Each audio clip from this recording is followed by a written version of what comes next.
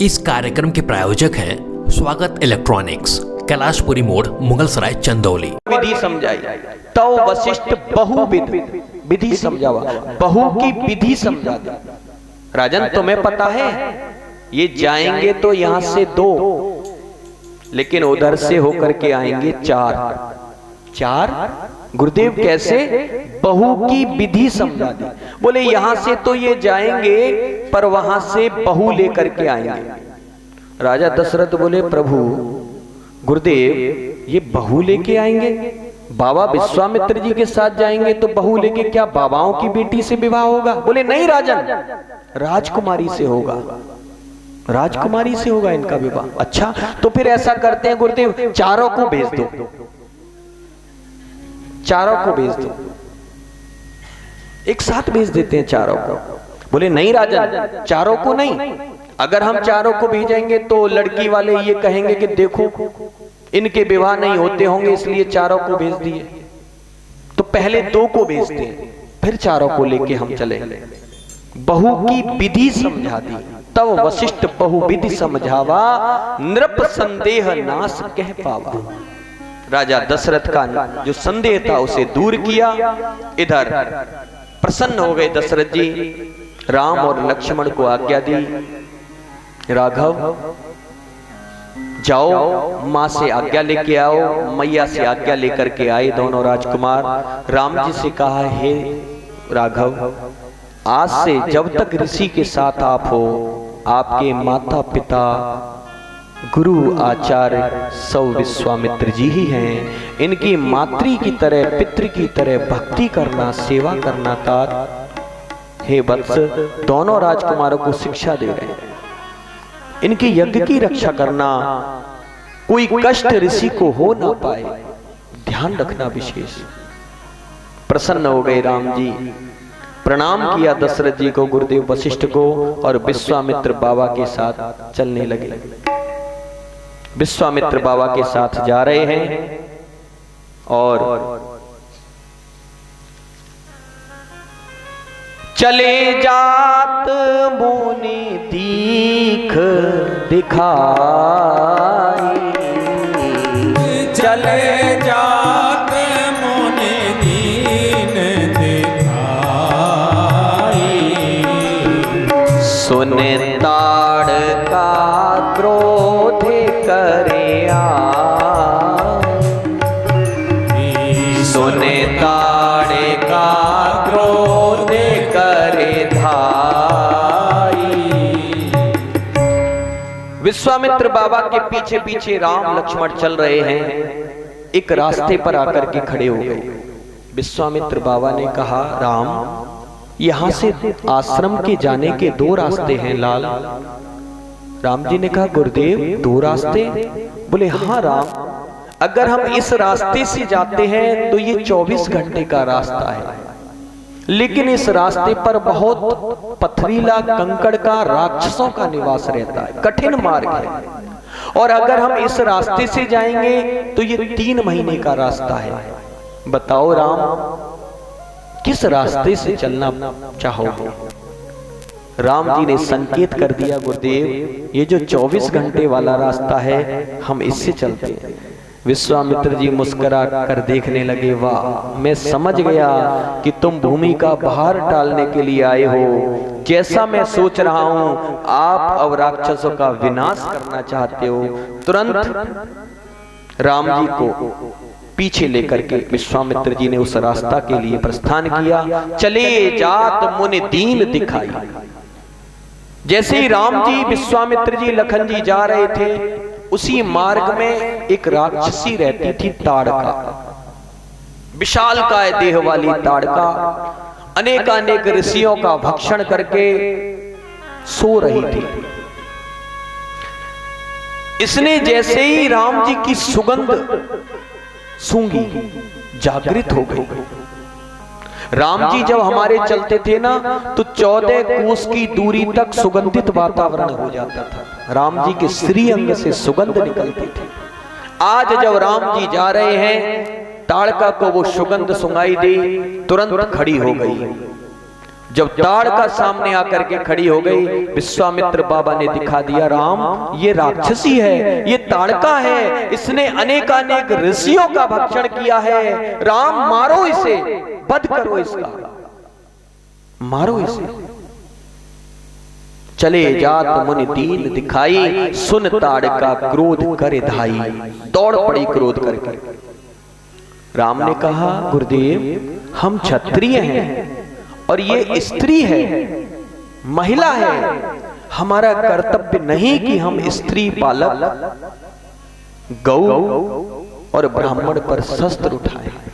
ये स्त्री है गुरुदेव, हम इस पर शस्त्र नहीं चला सकते, हमें पातक लगेगा।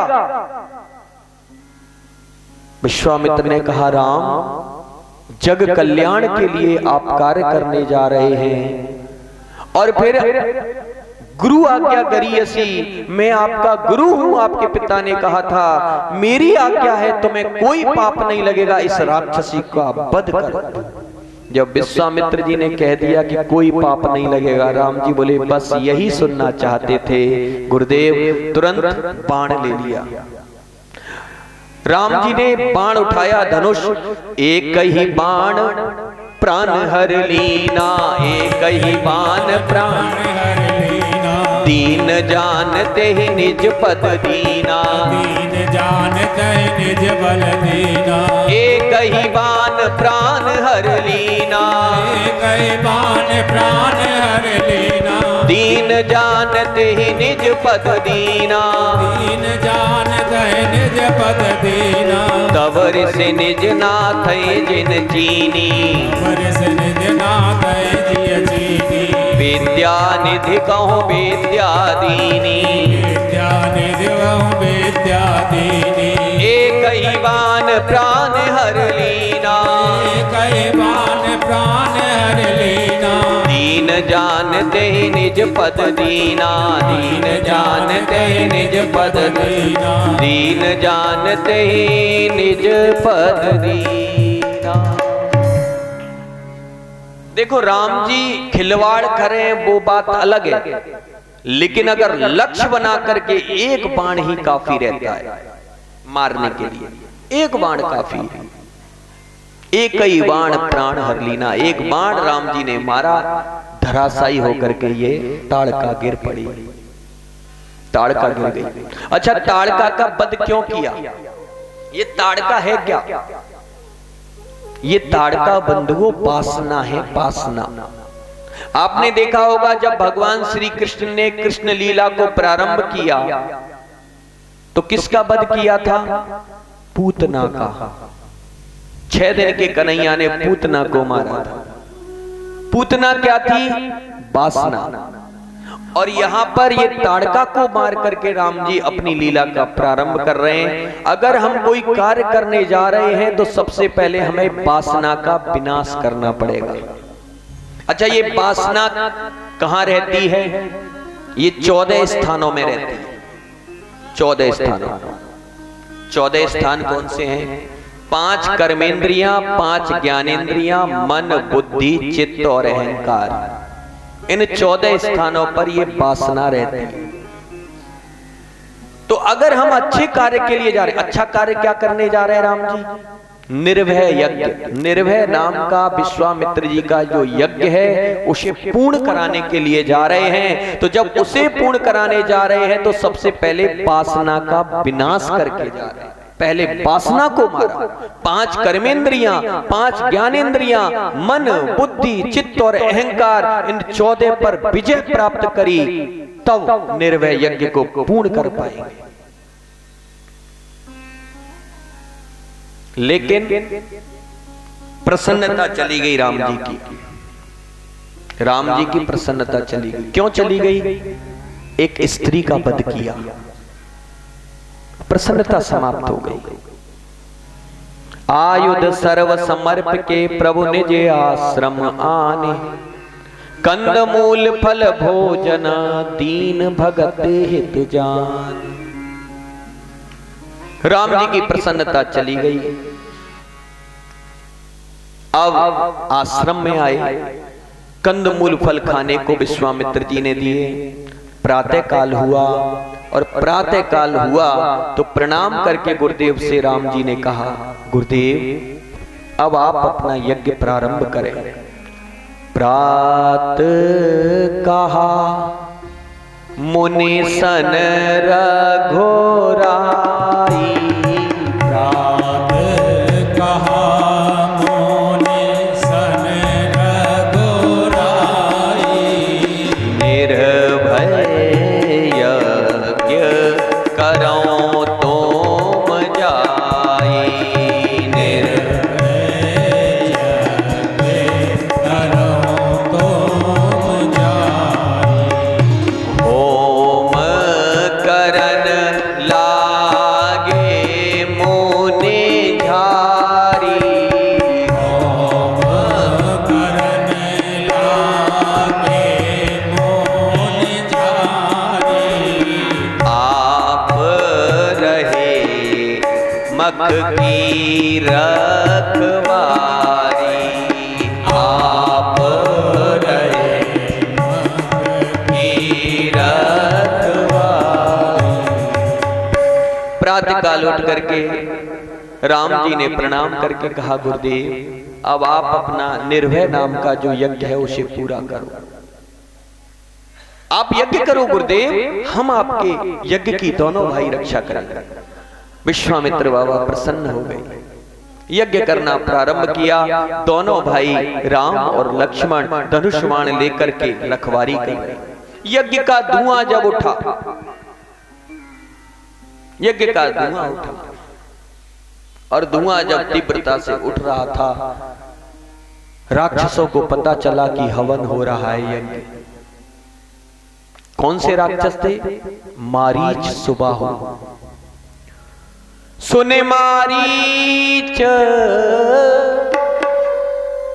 सुन मारीच निशाचर क्रोही, सुन मारीच निशाचर क्रोही, ले सहाय धावा मुनि द्रोही, सहाय धावा मुनि द्रोही, बिनु फरमान राम ते ही मारा, बिनु फरमान राम तेहि मारा, सत जो जन गा सागर पारा, सत जो जन गा सागर पारा। जब यज्ञ का धुआं उठा, मारीच सुबाहु को पता चल गया यज्ञ चल रहा है, शस्त्र लेकर के और यज्ञ विध्वंस करने के लिए आ गई क्रोधित होकर के। लेकिन राम और लक्ष्मण खड़े हुए थे बाण लेकर के। राम जी ने मारीच को मारा नहीं, सागर पार 7 समुद्र पार उसे फेंक दिया बिन फन बाण। ऐसा बाण छोड़ा कि उससे उसे बाहर फेंक दिया। क्यों फेंका? क्योंकि राम जी जानते थे इससे अभी काम लेना है, आगे इससे काम लेना है। लेकिन सुबाहु को पावक रूपी बाण से, अग्नि रूपी बाण से जला करके नष्ट कर दिया। विश्वामित्र ने जब ये दृश्य देखा प्रसन्न हो गए। वाह, अनेकानेक विद्याएं सिखाई। बला अति बला नाम की विद्या विश्वामित्र बाबा ने राम जी को सिखाई। शस्त्र विद्या में पारंगत किए। ऐसी विद्या थी कि युद्ध भूमि पर 100 दिन निकल जाए लेकिन भूख प्यास आदि व्याधि नहीं लगती थी। ऐसी विद्या, ऐसी शस्त्र विद्याएं उन्हें सिखाई। प्रसन्न होकर निर्भय यज्ञ पूर्ण हो गया। देखो, जब राम जी ने ताड़का को मारा तो प्रसन्नता चली गई, लेकिन यज्ञ को पूर्ण कर दिया तो प्रसन्नता वापस आ गई। अब कहां लिखा है प्रसन्नता वापस आ गई? जब निर्भय यज्ञ पूरा हो गया तो विश्वामित्र बाबा के पास खबर आई जनकपुरी से कि वहां पर यज्ञ हो रहा है। विश्वामित्र बाबा ने कहा राम मिथिला में एक यज्ञ हो रहा है। बोले गुरुदेव अभी आपने जो यज्ञ किया ऐसा ही यज्ञ आपने जो यज्ञ किया? बोले हमने तो निर्भय नाम का यज्ञ किया, लेकिन निर्भय नाम का यज्ञ नहीं हो रहा। तो बोले कौन सा हो रहा है? बोले धनुष यज्ञ, धनुष यज्ञ हो रहा है। राघव हमें वहां पर चलना है, चलो हमारे साथ। धनुष यज्ञ सोने रघुकुल नाथा, धनुष यज्ञ सोने रघुकुल नाथा, हरस चले मुनिवर के साथ, हरस चले मुनिवर के साथ। अब आप इसमें ध्यान देना, धनुष यज्ञ सुन रघुकुल नाथा हरस। हरस किसे कहते हैं? प्रसन्नता से। जब ताड़का को मारा तो प्रसन्नता चली गई, लेकिन जब निर्भय नाम के यज्ञ को पूरा करा दिया तो फिर प्रसन्नता वापस आ गई। हरस, हर्षित हो गए, हर्षित होकर के चल रहे हैं। लेकिन किसके साथ चल रहे हैं? मुनिवर के साथ। अब इसका अर्थ लगाओ, मुनिवर यानी मुनि विश्वामित्र जी वर के साथ में चल रहे हैं। वर माने दूल्हा अथवा वर माने श्रेष्ठ। अब यहां स्पष्ट हो गया कि विश्वामित्र जी कौन के साथ जा रहे हैं? दूल्हा के साथ। कहां जा रहे हैं? धनुष यज्ञ में, यानी दूल्हा उनके साथ में है। अथवा हरस चले मुनि वर के साथ। वर माने दूल्हा विश्वामित्र जी के साथ में जा रहा है। अथवा मुनि श्रेष्ठ के साथ राम जी जा रहे हैं। हरस चले मुनिवर के साथ। चलते गए, लेकिन रास्ते में एक आश्रम दिखाई दिया। कैसा आश्रम?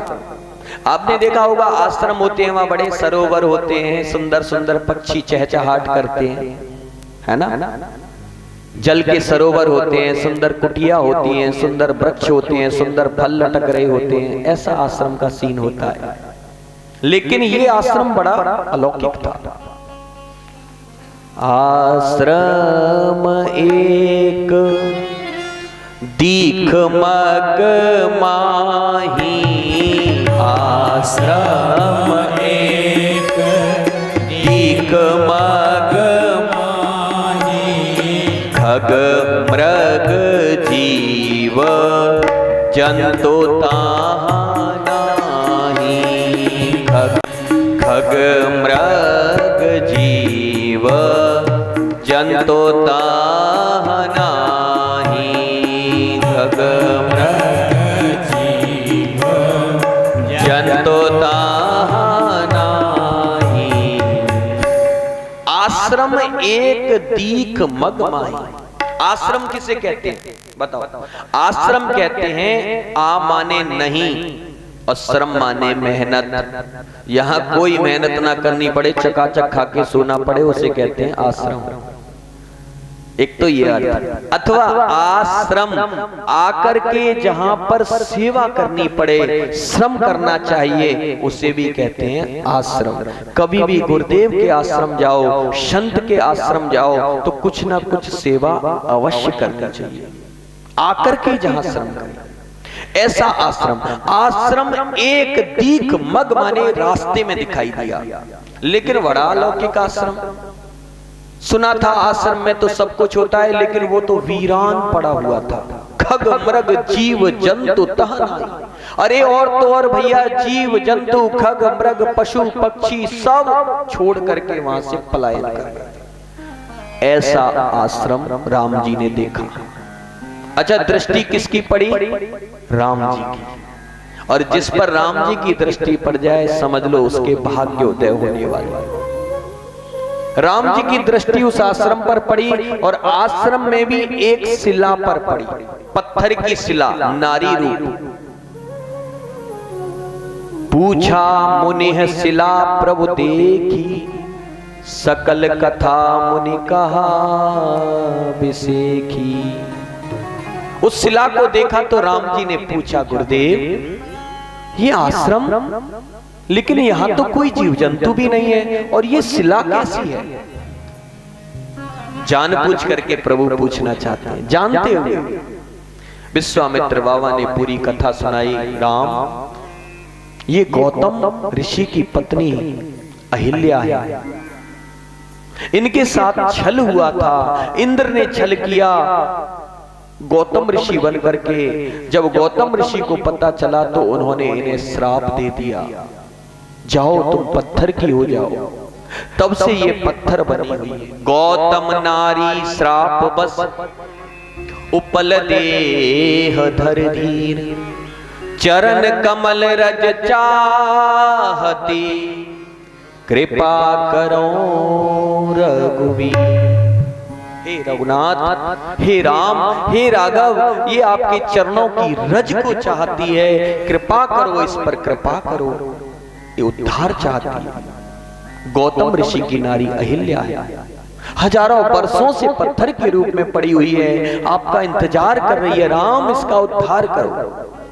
राम जी ने कहा, गुरुदेव, ये ऋषि पत्नी है और हम क्षत्रिय कुमार हैं, हम क्षत्रिय वंश में उत्पन्न हुए हैं गुरुदेव, ये ऋषि पत्नी है, हमारा कर्तव्य नहीं होता कि हम इन्हें पैर से स्पर्श करें। कैसे कर सकते हैं गुरुदेव?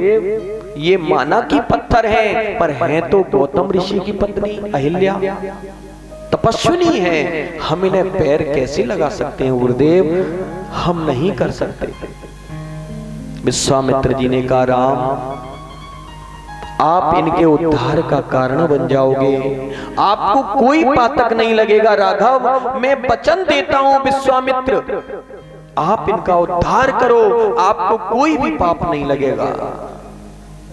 राम जी कोई भी कार्य कर रहे हैं तो बिना विश्वामित्र की आज्ञा से नहीं कर रहे, जानते हैं, लेकिन फिर भी गुरुदेव से पूछ करके कर रहे हैं। ये शिक्षा मिलती है।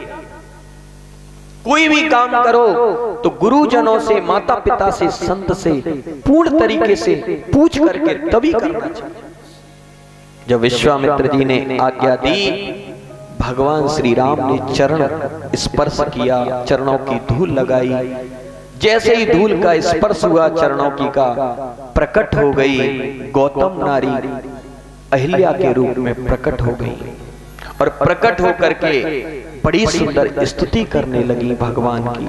पर सत पद पावन शोक न सावन, प्रकट भई तप पुंज पावन, शोक न सावन, प्रकट भई तप पुंज सही।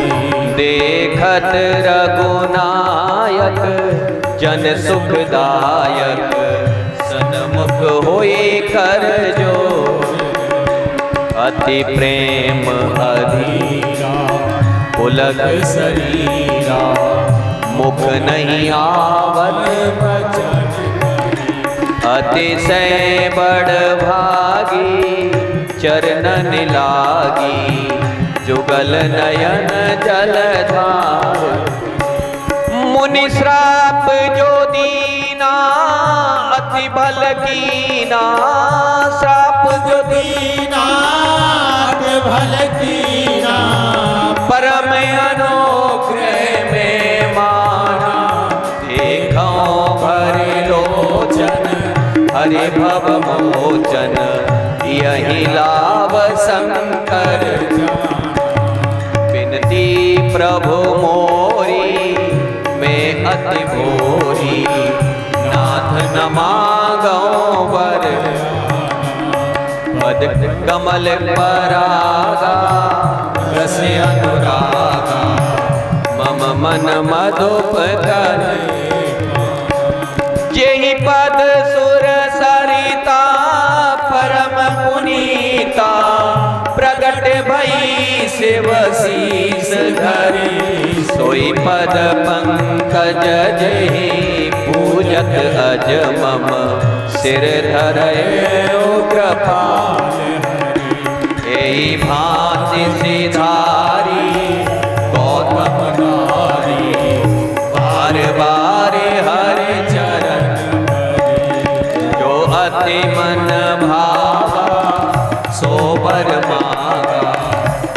पति लोक आनंद हरि जो अति मन भावा सोवर माता मैं पति लोक आनंद हरि पर सत पद पावन शोक नशावन प्रकट भई तप पुंज भई। पैरों का स्पर्श होते ही प्रकट हो गई और क्या कहने लगी, मुनि श्राप जो दीना अति भल कीना। मुनिराज गौतम जी ने जो मुझे श्राप दिया मेरे ऊपर बड़ा उपकार किया। अगर उन्होंने ऐसा नहीं किया होता तो मैं आज ऐसे सुंदर श्यामल स्वरूप को प्रभु के को कैसे देख पाती। प्रार्थना कर रही है, देखो भरी लोचन हरि भव मोचन यह लाभ शंकर जाना। जो भगवान शंकर इसका लाभ लेते रहते हैं वही लाभ आज मुझ अभागिन को मिल रहा है गौतम ऋषि के श्राप के कारण। अति प्रेम अधीरा पुलक शरीरा, अधीर हो गई पुलकित रोमांच आ गया। मुख नहीं आए वचन कही, कोई वचन नहीं आ रहा। प्रार्थना प्रभु की कर रही है।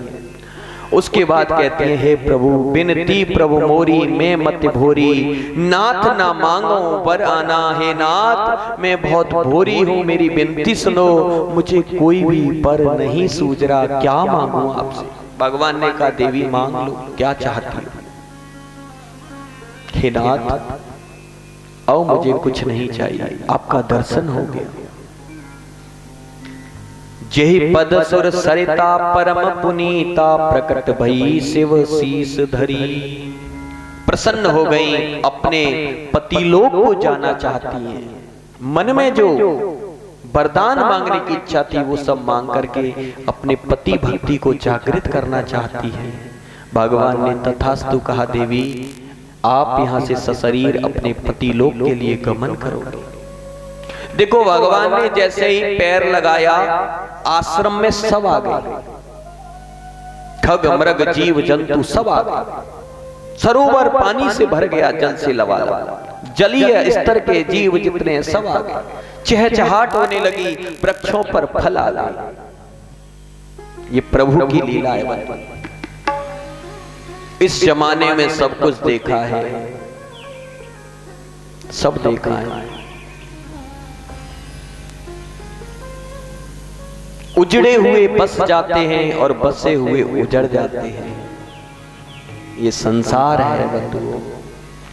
सब सर्ज उजड़ते देखे हैं, उजड़ों को भी बसते देखा है। सब सर्ज उजड़ते देखे हैं, उजड़ों को भी बसते देखा है। सब सर्ज उजड़ते देखे हैं, उजड़ों को भी बसते देखा है। सब सर्ज उजड़ते देखे हैं, उजड़ों को भी बसते देखा है। दौलत के नशे में जो भाई, दौलत के नशे में जो भाई, सीधे मुंह बात न करते थे। दौलत के नशे में जो भाई, सीधे मुँह बात न करते हैं। शक्ति मीडिया अब आपके शहर में।